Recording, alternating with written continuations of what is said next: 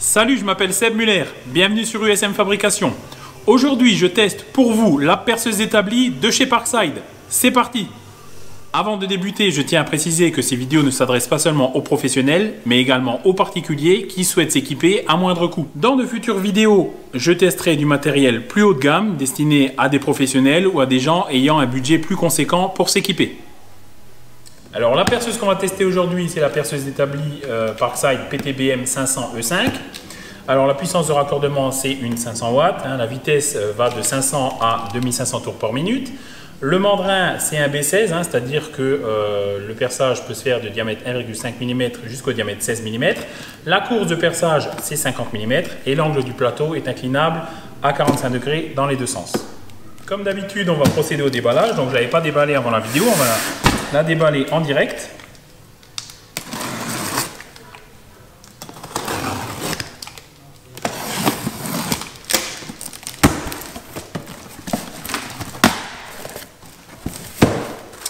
La notice. Ça, c'est le petit capot de protection. On a vu ça, la boîte de vis. Ça, je sais pas trop. Là, le plateau. Hop.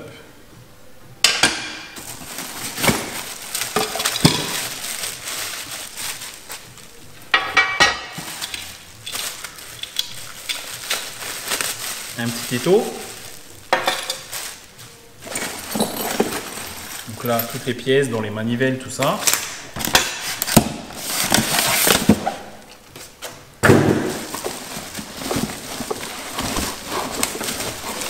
Donc, le corps de la perceuse en elle-même.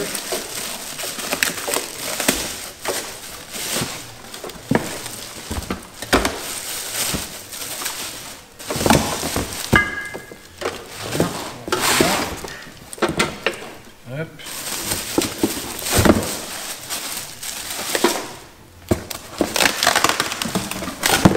Et la colonne.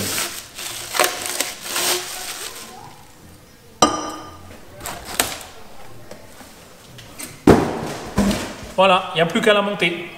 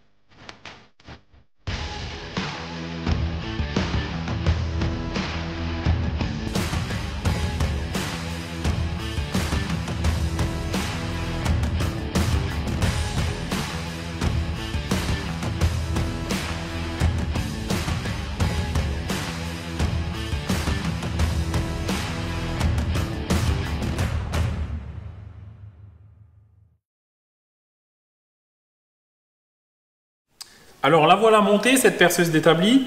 Alors le montage est relativement facile, hein, ça prend une petite demi-heure quand on prend vraiment son temps. Alors là on peut voir donc le petit étau, hein, la partie mobile donc de l'étau avec la table qu'on peut régler à hauteur comme on le souhaite. Un arrêt d'urgence, hein, obligatoire sur toutes les machines maintenant, la sécurité avant tout. La petite protection pour quand on perce, le mandrin de perçage hein, qui va jusqu'à 16 mm. Là-dedans, c'est pour régler donc les vitesses avec le petit tableau à bac pour les vitesses de rotation. Alors pour changer les vitesses, il suffit de desserrer ici, de mettre les courroies en position selon le petit tableau et de retendre derrière et de resserrer. La machine dispose également d'une butée de réglage que vous allez régler en fonction du nombre de millimètres que vous avez à percer. Vous mettez par exemple 30 mm et vous descendez jusqu'à 0. Voilà, votre machine elle aura percé 30 mm. Idem pour se régler au niveau des perçages, il y a un petit laser, ça qui est vachement pratique, que vous réglez en fait grâce à deux molettes qui sont situées en dessous de la perceuse. Voilà, vous réglez directement sur le trou que vous avez à percer. Ça vous évite de chercher pendant un quart d'heure avec le forêt le centre du trou. On est maintenant prêt à faire la première mise en route de la perceuse. Donc j'enlève l'arrêt d'urgence. Par sécurité, je rabats la petite protection et je mets en route. Bon, tout a l'air de bien tourner. Il y a une petite sécurité supplémentaire qui est pas mal. C'est lors du changement de courroie. Quand ce capot est ouvert, on ne peut pas mettre la machine en route, hein, question de sécurité, pas qu'on se coince les doigts dans les courroies. J'ai décidé de tester donc les performances de cette machine à travers trois matériaux différents. Hein. On va commencer par le plus tendre au plus dur, donc de l'aluminium pour le premier perçage, de l'acier basique pour le deuxième perçage et de l'inox pour le troisième perçage. Je vais donc maintenant passer au montage de la pièce, au réglage et au perçage.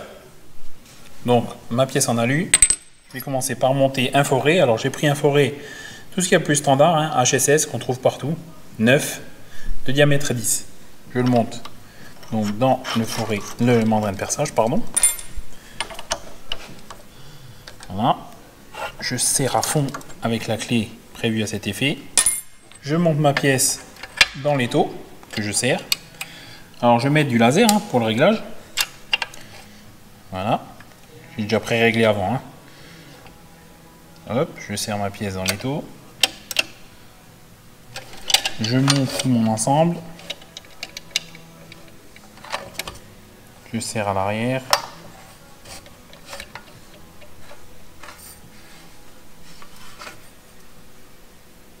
Voilà. Je vais maintenant passer au réglage de la vitesse. Je vais mettre à peu près 800 tours par minute et je vais commencer le perçage. Alors un petit coup d'huile de coupe comme d'habitude, je rabats la protection, je mets en route et c'est parti.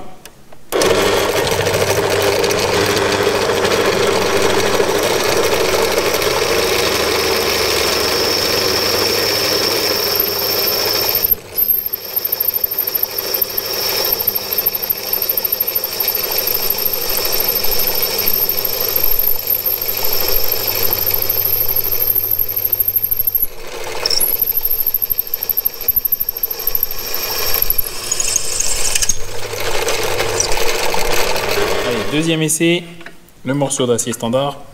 Je vais faire le réglage en live. Hop.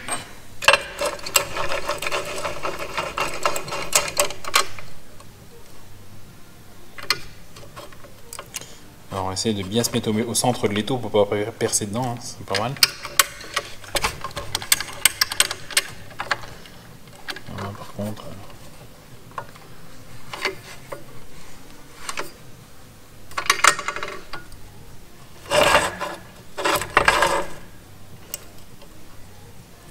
Voilà, grâce au laser, je suis directement centré. C'est pas mal. Allez, c'est parti. J'éteins le laser, on verra peut-être mieux. Un petit coup d'huile de coupe. Bien sûr, comme d'hab, j'oublie pas mes lunettes de sécurité. Et j'y vais.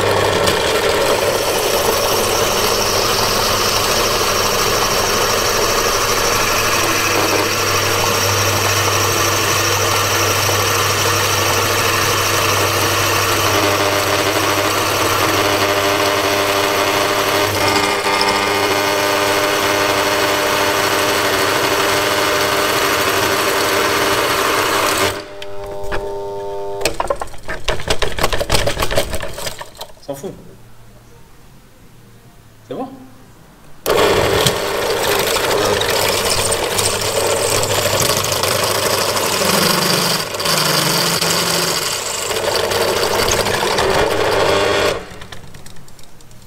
Voilà pour le deuxième trou.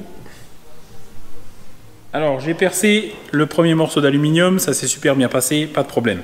J'ai percé de l'acier d'un peu plus forte épaisseur. Comme vous avez pu le voir, le forêt a bloqué. Je pense que là on a atteint les limites de la perceuse. Il faut percer des choses qui ne sont pas trop épaisses. Donc je voulais utiliser un morceau d'inox comme ça et le percer avec cette perceuse là, mais on va abandonner l'idée. Elle est malheureusement pas assez rigide pour percer de la forte épaisseur. Je vais remplacer ce morceau par un petit morceau de cornière inox qui sera peut-être plus adapté pour le perçage, à la perceuse. Comme prévu, je mets en place mon petit morceau de cornière inox. Je vais procéder au réglage. J'allume le laser. Je vais monter un petit peu la table là par contre.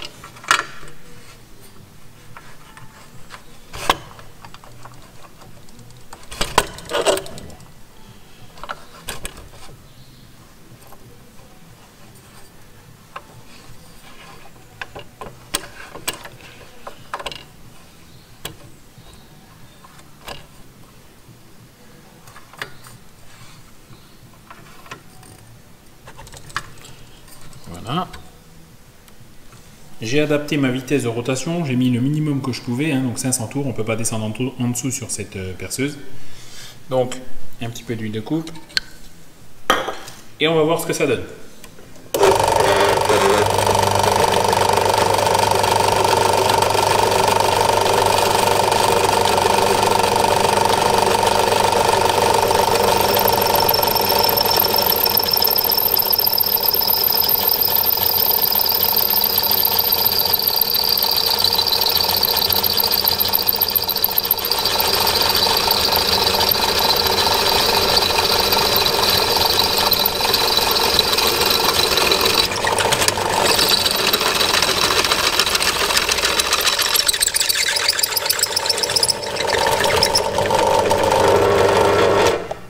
Et voilà pour le perçage de l'inox.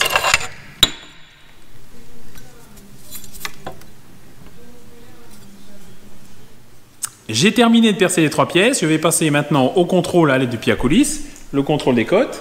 Donc, pour la pièce en aluminium, je suis à plus 1/10, c'est acceptable. Pour la pièce en acier, plus 1/10 également, c'est acceptable. Et pour la pièce, la petite cornière en inox, là, j'ai plus 3/10. Donc, sur les 3 pièces que j'ai percées, 2 cotes sont acceptables. La troisième, c'est mitigé. Mais bon, en même temps, c'est de l'inox, c'est tenace. On peut comprendre. Voilà pour le test de la perceuse d'établi de chez Parkside.